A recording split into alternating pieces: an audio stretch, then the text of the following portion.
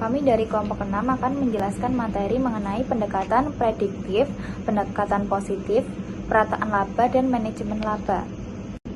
Anggota kelompok kami yaitu Salsabila Ayu dengan akhiran 417, Fiorelia dengan akhiran 416, Cita Nirmala dengan akhiran 465, Nadia Stefani dengan akhiran 487, Abdillah Raffi dengan akhiran 463, Citra Eka dengan akhiran 483. Di sini saya akan menjelaskan mengenai perataan laba. Perataan laba merupakan salah satu teknik manajemen laba yang sering dilakukan dengan cara memperbesar atau memperkecil laba yang dihasilkan perusahaan dalam suatu periode terhadap periode pencatatan sebelumnya, agar sesuai dengan target yang diinginkan menggunakan prinsip akuntansi. Perataan laba umum digunakan di berbagai negara termasuk negara Indonesia, dengan tujuan meningkatkan nilai perusahaan dan nilai terhadap kinerja perusahaan untuk menarik para investor agar dapat menambah atau mempertahankan pemberian modal. Menurut Harry 2015,51, perataan laba merupakan salah satu aspek dalam manajemen laba yang dapat diartikan sebagai suatu pengurangan dengan sengaja atau fluktuasi laba yang dilaporkan agar berada pada tingkat yang normal. Yang kedua yaitu berdasarkan sifatnya, terdapat dua tipe perataan laba, yaitu yang pertama perataan alami atau natural smoothing. Nah, perataan ini adalah perataan laba yang terjadi secara langsung, menghasilkan laba yang rata. Contohnya fasilitas umum yang dapat dirasakan oleh semua orang. Dan yang kedua yaitu perataan disengaja atau intentionally smoothing. Nah, perataan ini adalah perataan laba yang dilakukan disengaja oleh pihak manajemen. Perkenalkan, nama saya Cita Nirmala dengan akhiran 465. Di sini saya akan menjelaskan perataan laba. Jadi ada beberapa faktor yang mempengaruhi praktik perataan laba. Yang pertama ada profitabilitas. Profitabilitas adalah kemampuan perusahaan untuk menghasilkan laba atau keuntungan. Laba dijadikan alat ukur operasional perusahaan berjalan dengan efektif dan efisien sebagai wujud pertanggungjawaban atas kinerja pihak manajemen terhadap para investor yang telah menanamkan modalnya. Yang kedua ada leverage. Leverage adalah kemampuan membiayai perusahaan dari aset yang dimiliki perusahaan itu sendiri dengan surat berharga yang mempunyai tingkat bunga, tetapi dengan harapan mampu meningkatkan pendapatan bagi pemegang saham dan menarik investor baru. Kemudian yang ketiga ada ukuran perusahaan. Ukuran perusahaan adalah suatu pengukuran perusahaan yang dapat dinilai dengan menggunakan total aset, jumlah karyawan, nilai pasar saham, dan lainnya pada pencatatan akuntansi akhir tahun periode yang ditentukan.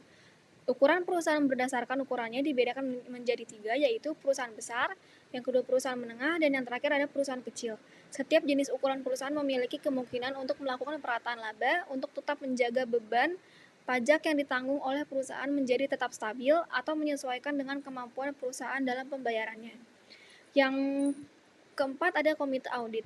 Komite audit adalah komite yang dibentuk oleh Dewan Komisaris untuk membantu dalam pelaksanaan fungsi pengawasan terhadap pengelolaan perusahaan, khususnya terkait dengan laporan keuangan, sistem pengendalian internal, dan audit. Komite audit bertanggung jawab kepada Dewan Komisaris dan beranggotakan orang-orang yang independen.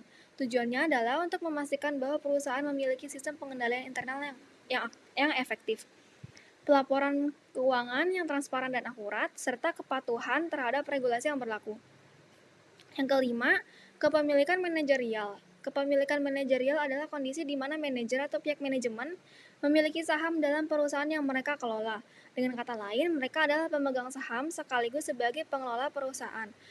Kepemilikan manajerial seringkali diukur sebagai persentase saham perusahaan yang dimiliki oleh manajer. Yang terakhir ada pertumbuhan perusahaan. Pertumbuhan perusahaan adalah peningkatan atau perubahan pada total aset yang dimiliki perusahaan dalam periode waktu tertentu.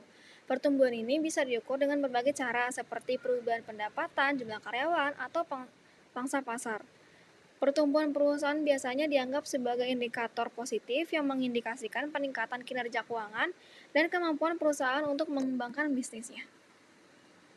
Selanjutnya, menurut Harry, faktor-faktor yang memotivasi pihak manajemen untuk melakukan tindakan perataan laba adalah sebagai berikut. Yang pertama ada mengurangi pajak, yang kedua ada meningkatkan kepercayaan manajer, yang ketiga ada mempertahankan hubungan antara manajer dan karyawan, yang keempat membandingkan siklus peningkatan dan penurunan laba. Untuk membedakan antara perusahaan yang melakukan praktik perataan laba dan tidak melakukan perataan laba dapat diukur dengan menggunakan indeks Eckl 1981 dengan kriteria perusahaan dianggap melakukan praktik perataan laba apabila indeks perataan laba lebih kecil daripada 1 dan sebaliknya. Baik, di sini saya akan menjelaskan manajemen laba. Jadi, manajemen laba ini adalah praktik penggunaan teknik akuntansi atau keputusan pada suatu perusahaan atau perusahaan tertentu gitu untuk mempengaruhi laporan keuangan, terutama laba, agar mencapai tujuan tertentu. Terus metode manajemen laba, ada 2 metode manajemen laba. Yang pertama itu manajemen laba berbasis akrual. Jadi manajemen laba berbasis akrual ini adalah memanipulasi estimasi akuntansi yang subjektif, seperti penyisian piutang tak tertagih, kebijakan depresiasi atau amortisasi, dan pengakuan pendapatan atau biaya di periode tertentu. Lalu yang kedua itu real activities manipulation. Real activities manipulation ini mengubah keputusan operasional nyata untuk mempengaruhi laba, seperti menunda investasi atau pemeliharaan aset, lalu mendorong penjualan di akhir periode dengan diskon besar-besaran, dan memotong anggaran R&D atau pemasaran untuk meningkatkan laba jangka pendek.